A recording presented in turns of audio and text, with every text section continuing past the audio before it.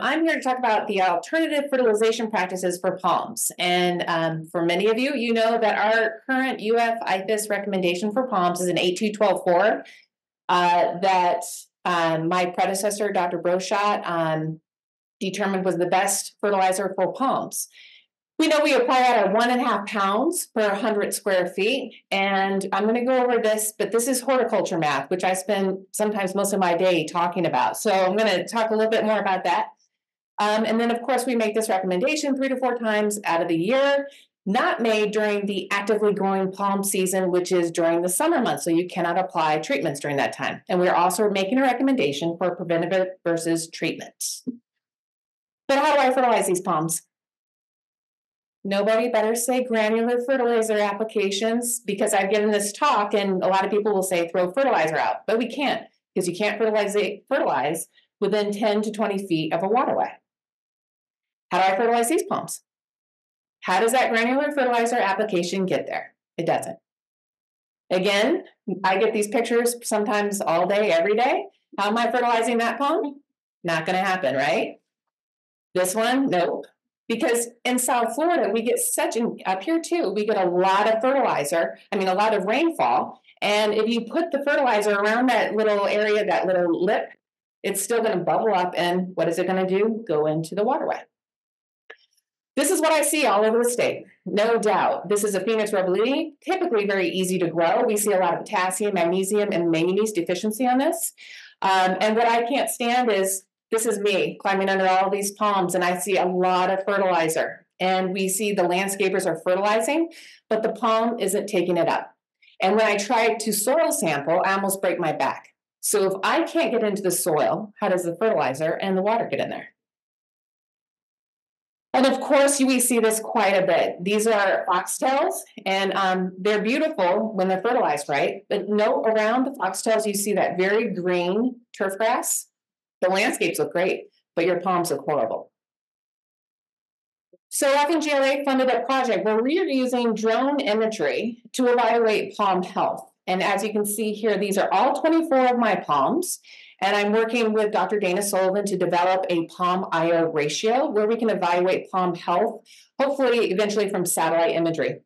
My treatments are 82124, which is our standard fertilizer treatment. And then we also have a control. I threw in there a 0022, which is also another UF IFAS recommendation.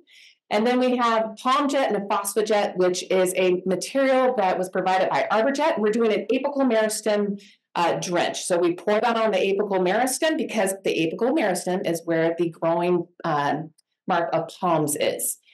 And of course, we're looking at PalmJet and Phosphojet injection. We are putting a hole in the tree to inject the nutrients, but how else are we going to do this? We don't know if it works yet, but it's very popular, particularly on the West Coast. And then, of course, the Gator Grip, which I'll talk to you in a minute. This is my trial site. This is an Adenidia morillii, it's Christmas palm. Look on the left, that is a very thirsty Adenidia, right? The fronds are all curled, it's very thirsty. On this site, if you look here on the right, you can see that this is the poor soil quality that we have in South Florida. Typically, half of South Florida looks like this. Very sandy soils. You see the bottom there, that little tube that contains a rhizotron. We'll talk a minute about that. But we're looking at volumetric water content at 1.5, 3, and 4.5 inch depths. And typically in this location, which is right next to a canal, my volumetric water content is between 0 and 10%. And most often it's less than that. So less than 3 or 4, because there's low water holding capacity, sandy soil. And of course, the organic matter on this is less than 2%. So the perfect place for a research trial.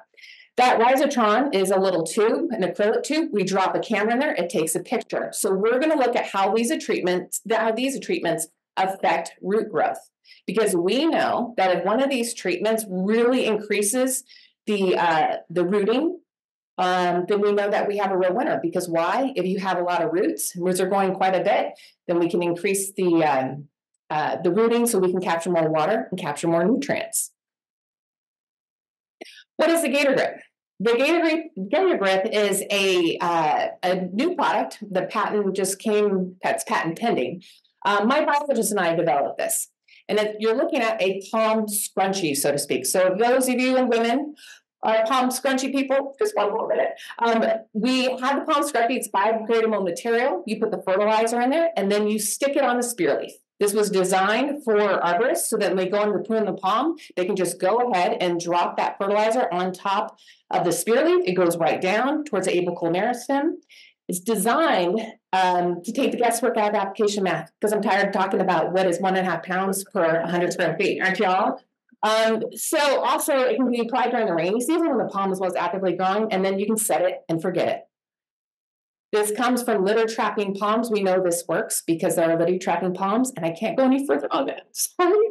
But it was a compost pile, so basically we know this would probably work because this is what happens in nature in the rainforest where there's very poor soils in the tropics.